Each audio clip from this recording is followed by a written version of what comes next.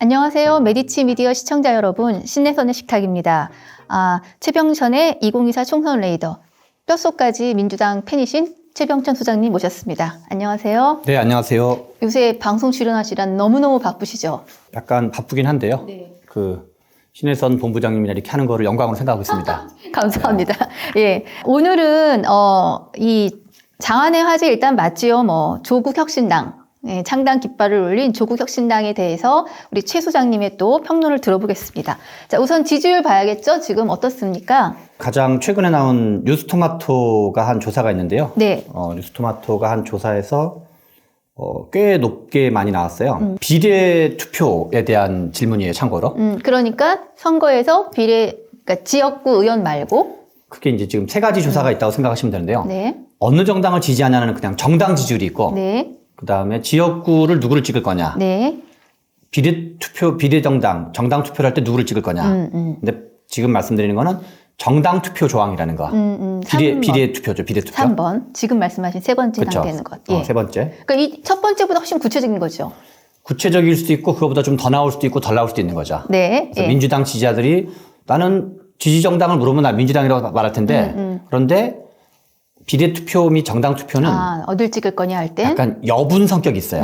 왜냐하면 지역구 선거가 훨씬 더 중요하기 때문에 네네. 지역구에는 좀 더 중요한 데를 찍고 여기는 약간 이게 두 번째 표라 그럴까요? 맞아요. 두 번째 표니까 약간 덤표 심리가 있어요. 그래서 내가 요 정도도 한번 찍어줘야지. 네.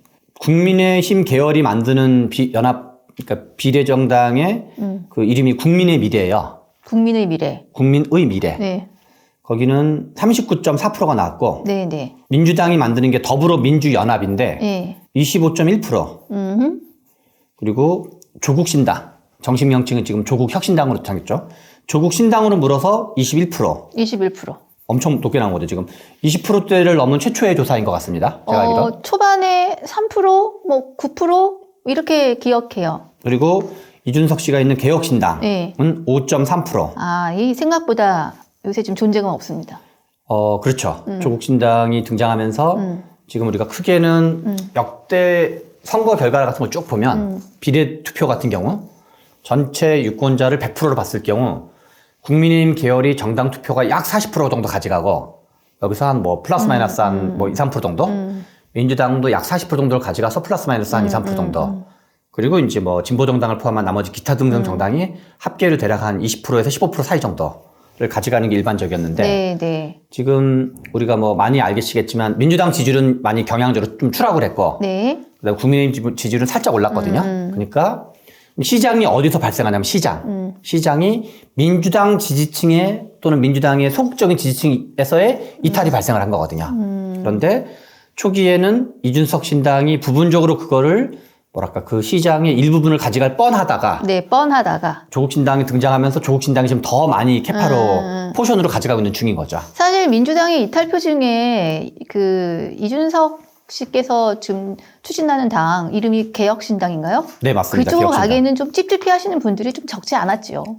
그런데 꼭 그렇지도 않은 게 그렇지도 않아요? 네, 꼭 그렇지도 않은 게 제3지대 및 이준석 개혁신당에 대한 초기 여론의 동향은 데이터마다 좀 다르긴 하지만 대체로 서울, 경기, 수도권, 그다음에 호남, 2030, 40에서 다른 전국 평균보다 높게 나왔어요. 계속 거의 모든 여론조사에서. 네. 그 얘기는 괜찮은데 저기도 한번 좀 지켜볼 만한데 특히나 비례대표는 약간 덤표 심리가 있기 때문에 조금 더 이제 그런 게 있었죠. 저기도 얘기하죠. 우리 이낙연 씨께서 주도하는 이낙연 신당은 약간 집계가 잘 안 되고 있습니다. 현재로서. 네. 존재감이 더 없다는 얘기네요. 이낙연 신당은 현재 이대로 가면 제가 보기에는 3% 넘을지 여부가 3%를 넘어야지 두석이 생기거든요. 예. 3%가 그리고 봉쇄 조항이라 그래서 3%를 못 넣으면 2.99%가 나오면 의석이 빵석으로 간주돼요. 그래서 3% 여부가 가봐야지 알 수 있다. 알겠습니다. 매우 불투명하다. 오늘 레이드에서 다룰 키워드는 어쨌든 조국혁신당이니까 20%대를 어쨌든 넘은 지지율 여론조사에서 굉장한 어쨌든 성장이에요. 네. 그리고 참고로 이 방식은 전화 면접 방식이 아니라 ARS 네, 방식이어서 ARS는 자동 응답 시스템이기 때문에 통상적으로 정치 고관심층이 조금 더 과대대표되는 경향이 있다는 걸 좀 전제로 이해하실 필요가 있습니다. 그래서 전화 설문으로 한 어떤 여론조사에서는 20% 조금 미만인 경우 나오고 있습니다. 그 정도 감안해서 보시면 되는데, 자, 이 약진의 원인을 소장님은 뭐로 보세요?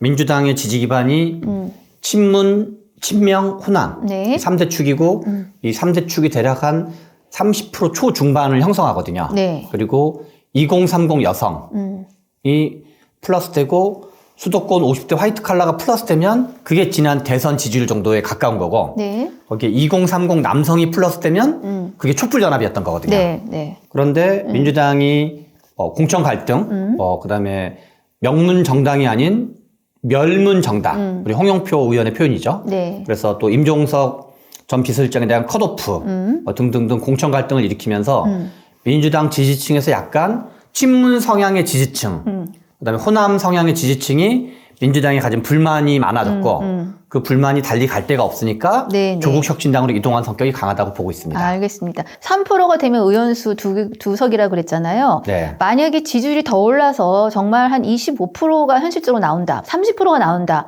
그러면은 의원석이 몇 개가 되는 거예요? 비례대표와 관련해서 시청자분들이 이해하셔야 될 거는 46이라는 숫자예요. 46석. 네, 네. 비례대표는 다 합쳐서 현재 46석밖에 안 돼요. 예. 그러면 우리 신혜선 본부장님한테 내는 퀴즈. 10%를 받으면 몇 석이죠? 아, 진짜 46석에 10%. 10%? 네. 4.6. 정답입니다. 네. 어렵지 않은 문제였는데요. 물론 10%를 받으면 일단 4.6석으로 생각하시면 돼요. 20%를 받으면 9.2석인 거죠. 예, 예. 그리고 30%를 받으면 25석이 약간 안 되고 한 23석 정도 되는 거죠. 굉장한 거죠. 다만 굉장하지 않은 거죠, 실은. 왜요? 10% 받는 게 장난이 아니에요. 아, 네. 20% 받는 건 더 장난이 아니고.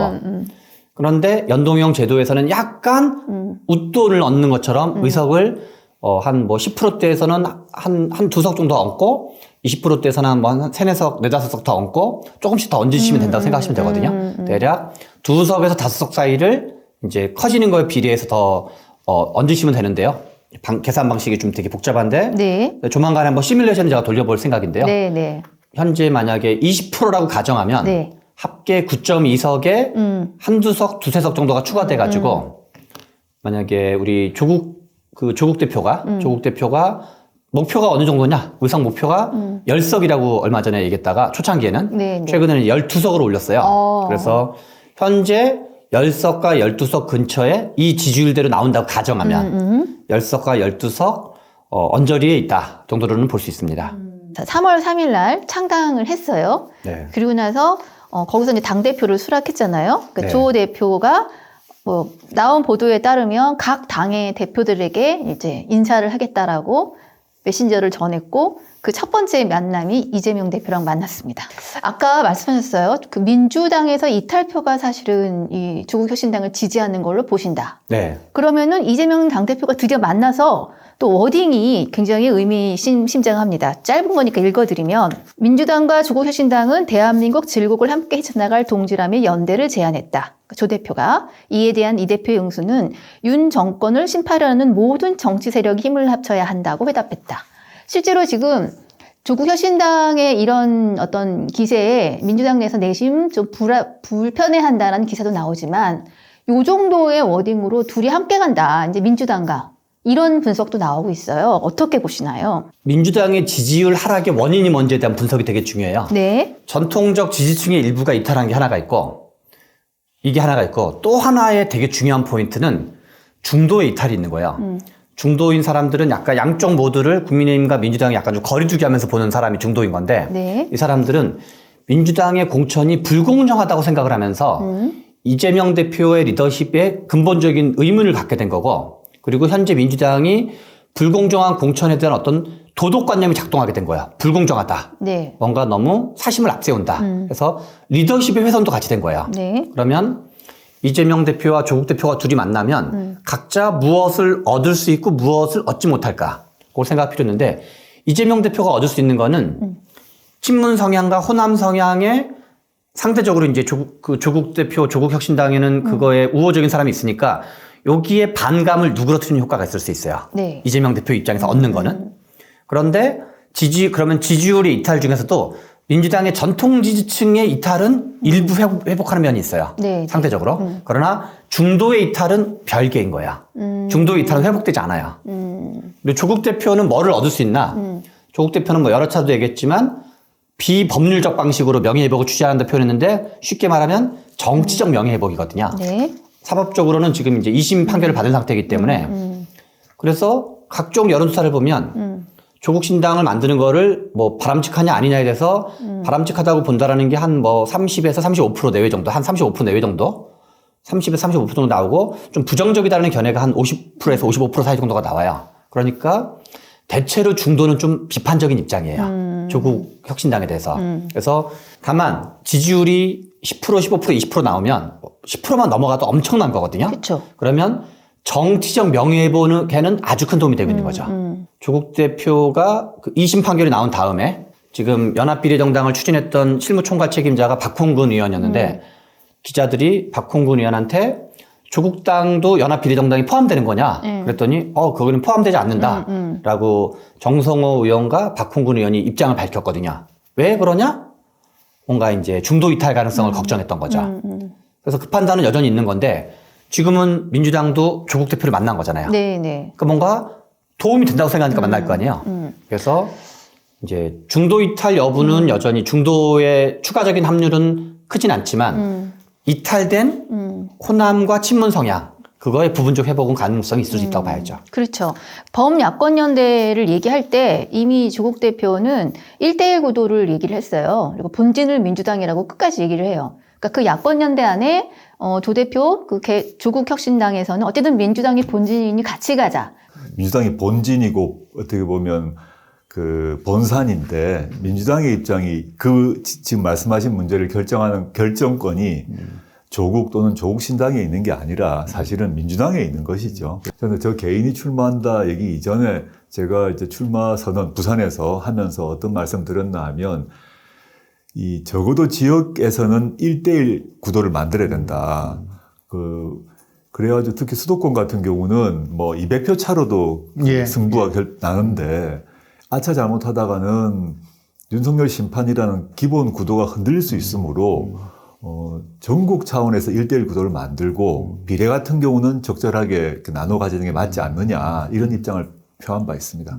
민주개혁 지도 세력이 함께 가야 되니까 연합 통합까지는 안 되더라도 연합을 해야 된다라고 생각하는데 민주당에서 지금 두 당과 그렇게 합의가 됐다고 하면은 그래도 함께 갈 수 있는 길을 모색하고 또 우리 조 장관께서도 좀 노력했으면 좋겠습니다. 지금 지역에서 1대1 구도로 간다는 자체가 연합이에요. 그렇죠. 그렇지 않습니까? 네, 맞습니다. 예. 그쪽의 비례정당은 아니나 같이 할 수 있다는 걸 얘기하는 거고 민주당에서도 그렇다라면은 어차피 이탈될 표였잖아요. 각오하고 한 지금 판인데. 그럼 그 이탈이 저쪽으로 가느니 어쨌든 이쪽 진영에 크게 바운더리를 남아있는 게 나쁘지 않고 그럼 사실은 둘 다 윈인 아닌가 싶은데요. 둘 다 윈인으로 볼 수 있는 면이 있을 수 있는데요. 우리가 지역구와 비례를 좀 구분해서 생각해야 돼요. 그냥 민주당 지지층이 원래 100이었다고 쳐요, 그냥. 네. 100이었는데 공천 갈등을 통해서 한 40이 떨어져 나간 거예요. 그래서 민주당 지지층이 60이 됐어요. 100이었는데 60이 됐어. 그래서 이 40이 비례정당으로 갔어요. 그래서 비례정당을 만나가지고 뭐 이렇게 뭔가 이렇게 서로 기분 좋은 얘기를 막 했어요. 그래서 40 중에 30이 돌아왔어.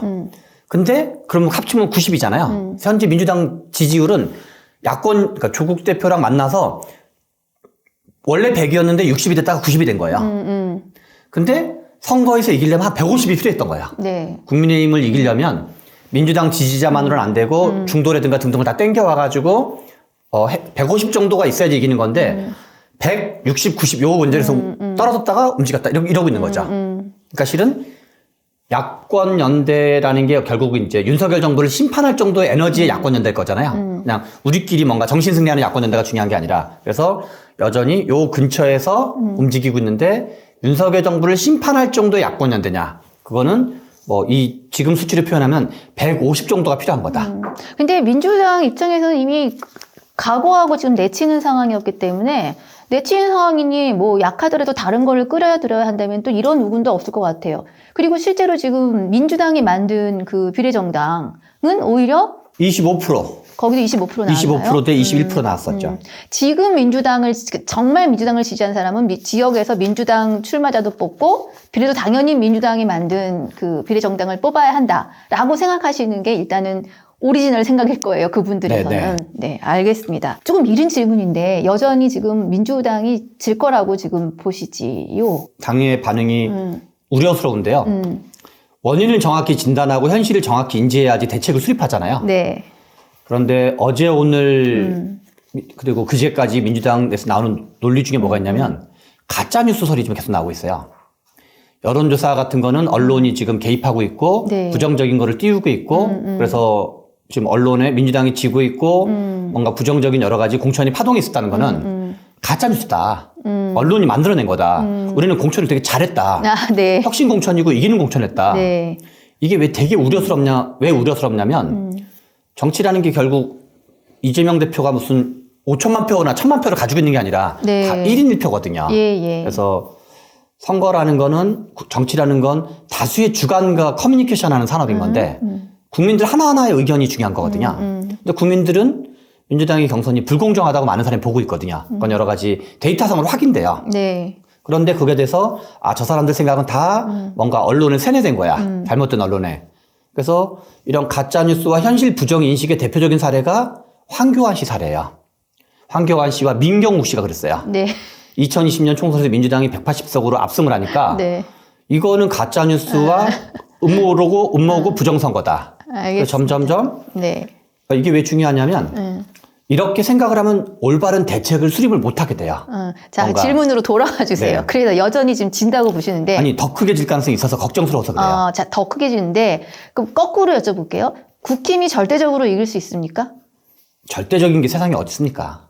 아니, 그러니까 네. 과반을 넘는 의미. 가반은 지금 무난하게 넘을 확률이 높다고 봐야죠. 보수 쪽을 국힘- 잡아서 160석은 넘는다 봐야죠. 그러니까 국힘과 거기 위성정당을, 합계를 비례정당을 해서. 합계를 해서. 국민의힘은 160, 지금 현재 판세는 좀 보수적으로 잡아서 160석은 무난하게 넘고 다만 걱정스러운 거는 170석, 175석까지도 갈 거냐라는 거가 걱정인 거고 거기에 이준석의 그 개혁신당도 포함돼요? 거기는 포함 포함 안 안 되는 거죠. 되고. 별개죠. 여전히 소장님은 국민의힘이 과반을 넘을 거다. 압도적 과반. 네. 160, 170 원전 정도. 오늘은 그거까지만 오케이. 하겠습니다. 예. 제가 이제 여러 가지를 봤던 자료나 등등에 의하면 네, 네. 중도는 크게 세 덩어리가 있다라고 보여지는 거죠. 네. 그 중도가 세 덩어리인데 2030 남성, 2030 여성, 50대 화이트 칼라, 네. 요 사무직 계통이라고 불리는 요 세 덩어리가 가장 큰 중도의 세 덩어리인데 그 중에서 조국 혁신당이 이제 얼마나 땡겨올 수 있느냐. 그래서 뭐 부분적으로 뭐 2030 여성 일부와 50대 화이트 칼라 일부를 추가로 땡겨올 수는 있겠죠. 특히 50대 화이트 칼라 중에는 이제 진보 성향을 가진 사람이 꽤 있기 때문에 중도 성향 중에서도. 근데 큰 틀로 보면 2030 여성, 2030 남성, 50대 화이트 칼라에서도 상대적으로 조국 혁신당을 드디어 내가 내 마음에 쏙 드는 정당이 등장했다. 라고 생각할 만한 사람이 이제 얼마나 될지는 약간 좀 이제 갸우뚱인 속이 거죠. 아니라 아까 말한 뭐였죠? 덤표 심리. 덤표 심리. 자, 네. 그럼 요거는 아마 좀 봐야겠네요. 조국 혁신당의 성공 여부는 조국 혁신당 입장에서는 민주당 표를 얼마큼 갖고 올 거냐. 네. 아니면 그 민주당 조금 더 멀리 있었던 중도를 갖고 올 거냐. 여러 가지 변수가 좀 있다는 걸로 네. 한번 좀 진행을 봐서 이거는 끝나면 네. 소장님 저랑 계속 내기하시는 거예요. 회마다 지금. 네네. 저는 중도층을 조금 끌어올 것 같다. 조금이란 표현이 이제 얼마큼인 거죠. 뭐 0.2%, 뭐 0.4% 뭐 이런 건들 의미하는 숫자랑 건지. 소장님하고 대결하면 안 돼. 자, 알겠고요. 자, 조국 혁신당이 성공하기 위한 혹은 폭망하는 변수가 있다면 한 가지씩. 확률은 많이 낮은데요. 민주당이 잘하는 거? 민주당이 슈퍼스트라 메칸더브 정도로 잘하는 거죠. 네. 이게 왜냐면 민주당에서 뭐가 실망했던 층이 이동한 거기 때문에 민주당이 갑자기 우와 민주당 이렇게 잘했어? 하는 순간 있으면 이제 일정한 당 정도 복귀를 하겠죠. 네. 근데 그 확률은 매우 현저하게 낮다 지금. 네, 알겠습니다. 조국 혁신당이 성공하는 거는 고민 안 했을 것 같아요. 제가 보기에 열심히 노력하는 것 중에 하나는 네. 뭔가 이거 노력하는 흔적이 보인다. 그거는 인재 영입하는 거를 정책 분야 컨셉을 좀 염두에 두고 영입하는 것 같아요. 지금 1호부터 6호까지인가를 영입을 했는데 맞아요. 분야별로. 예, 1호는 신장식 씨를 영입했어요. 우리 이제 뉴스아이킥을 진행했던 신장식 씨를 영입하고 이번에 뭐 김준영 그 외교 쪽. 국립원 예, 외교원 예. 원장 그다음에 이제 김선민 여성분을 원장님. 예? 김선민 원장님. 김선민 원장님. 이분은 이제 그 심사평가원 원장 하셨던 분인데 그래서 뭔가 보건의료 정책, 외교 정책, 그다음에 신장식 씨는 이제 진보정당 출신 이런 것까지를 고려하면서 하면서 나름대로 이제 어떤 정책과 아젠다를 뭔가 염두에 둔 영입 이런 거는 이제 뭐 갑자기 엄청나게 지지율에 큰 영향이 생기는 건 아니지만 뭔가 노력하고 있구나 정도의 인상을 줄 수 있는 거죠. 실제로. 정책 고민을 좀 하시는 것 같습니다. 그렇죠. 네, 그리고 뭐 그것도- 우리 서왕진 씨를 영입한 것도 그렇고. 자랑해도 돼요? 네, 자랑해도 됩니다. 가불선진국. 가불선진국. 네. 물론입니다. 그 안에. 예, 예. 그 안에 미래 사회가 다 담겨 있는. 네, 가불선진국. 사회권 선진국에 대한. 아니, 왜 그걸 과감하게 자랑하시면 되죠. 이렇게. 알겠습니다. 눈치 보면서 자랑하십니까? 자, 마지막 벤발입니다. 벤발은 댓글이 이 소장님 첫 번 방송에는 솔직히 말하면은 엄청 이렇게 비판하는 거 악플. 많다가 갈수록 굉장히 칭찬하고 막 어디서 영입해가지 않냐 이런 똑똑한 사람을 진짜로요? 네. 그런 댓글이 달리고 있어요? 있습니다. 네. 자, 근데 그래서 댓글 중에 의견 말고 질문이 있었어요. 이 질문을 네. 그냥 한번 답해보는 걸로 해요. 좋습니다. 지난 사건이지만 앞으로도 댓글을 달아주시면 저희가 좀 선정해서 질문 답변을 하도록 자, 하겠습니다. 이 질문의 키워드는 상황이 종료됐다고 볼 수 있는 임종석 전 비서실장 공천 파동에 관련된 건데 질문이 이렇게 나왔어요. 임종석의 공천 탈락이 왜 충격인가요? 민주당 권리당원의 판단에 대한 대세 흐름은 안 보이고 안 들리나요? 28일 당사 앞 임종석 공천 배제 집회까지 예약된 상태였습니다. 그러니까 이제 투자님이 그 방송에서 당시 임 전 의원에 대한 공천 배제가 이제 지금 소위 말하는 민주당을 실망스럽게 하는 요인 중에 하나로 작동하고 있다. 이런 얘기를 하면서 잘못된 거다라고 얘기하는 것에 대한 질문인데 어떤 결과적으로는 정리가 됐어요. 그 사이에 짧게. 네네. 예. 이게 지금 저는 여기서 뭐가 눈에 들어왔냐면 권리당원의 판단이라는 표현이었어요. 네, 맞습니다. 자, 저도 지금 네. 그 표현이 들어왔습니다. 네. 제가 그동안 이런 걸 내가 무시했나? 권리당원의 목소리를 우리 당에서는 들어야 되는 의무가 있는 거지요. 저는 좀 판단이 다른데요. 네, 네. 전 당원이 아닙니다. 어디도 당원이 아닙니다. 저는 참고로 당원입니다. 네. 민주당 당원이고 네. 권리당원이 뭐 제가 정확하게 조사를 한 건 아닌데 많으면 우리 100만 명 또는 아예 그냥 200만 명 된다고 칩시다. 그러면 중요한 거는 선거를 권리당원, 물론 권리당원도 입장이 다 다르겠죠. 근데 200만 명의 입장의 어떤 입장이 있다고 가정을 합시다. 권리당원 200만 명이 좋아하는 거를 했는데 선거에서 이기려면 유권자가 인구가 5,200만 명이고 선거가 대략 한 유권자가 4,000에서 4,500만 명 가까이 되는데 네, 네. 51%를 받아야지 이기는 거예요. 네. 지난번 대선 때 이재명 후보와 윤석열 후보가 각각 1,600만 표를 넘게 받았거든요. 그러니까 1,600만 표 또는 1,700만 표를 받아야지 이기는 거지 200만 표는 죽었다 깨어나도 이길 수가 없어요. 그래서 중요한 거는 제가 이제 여기 책에 있는 표현인데요. 네. 1부, 2부 내용인데요. 1부 가슴이 너무 뜨거워지면 상대방 선거운동을 도와준다. 네. 그래서 권리당원의 가슴은 뜨거운 경우가 꽤 있어요. 그래서 책에 보시면 질문하신 분도 책을 보시면 큰 도움이 될 텐데요. 네. 옛날에 국가보안법 폐지, 최저임금 1만 원, 종부세. 뭐 이제 종부세는 정권교체 촉진세였다는 것 같은 건데 네. 중요한 건 권리당원은 엄청 좋아하지만 51% 연합을 못 만들면 선거에서 패배하는 거고 권리당원은 좀 동의하지 않더라도 51% 만드는 게 있으면 51% 연합을 먼저 채택하고 권리당원을 설득해야 돼요. 네. 그래서 최저임금 1만 원이랑 국가보안법 폐지랑 종부세를 왕창해가지고 윤석열 대통령을 당선시켜 준 거예요. 그래서 권리당원이라는 미명하에 이 51% 연합을 박살내는 완전히 박살내는 정치를 많이 하면 많이 할수록 사실은 윤석열 선거운동, 한동훈 선거운동 해주는 거다. 네. 그거를 절대 잊으면 안 된다. 네, 예, 예. 알겠습니다. 우리 당원 여러분, 당원의 한 분의 생각을 한번 들어보시고, 자, 이분이 그냥 그 밑에다가 이렇게 쓰셨어요. 조국 교수 책을 출판한 곳이라고 구독했는데, 그러니까 가로 점점점 가로. 그런데 왜 최땡땡이 이런 분을 여기다 모셨냐? 이게 생략된 거거든요. 네. 이 대답은 왜- 제가 해야 왜 될 것 같아요. 저딴 인간을 불러가지고 하냐. 저는 그 대답을 다른 분의 댓글로 대신할게요. 다른 분이 이렇게 썼어요. 민주당도 응원하지만 조국신당도 응원합니다. 메디치는 두 당에 계신 분들의 많은 책을 내고 있는 출판사입니다. 모두 지지합니다. 네. 오늘부터 4월 10일 선거까지 딱 35일 남았거든요. 자, 이기는 선거를 위해서 우리 민주당의 뼛속까지 민주당 팬이신 소장님 입장에서 이기는 민주당은 이것을 해야 한다. 지지율 하락 원인을 제대로 분석한 거랑 연동되는 답변인데요.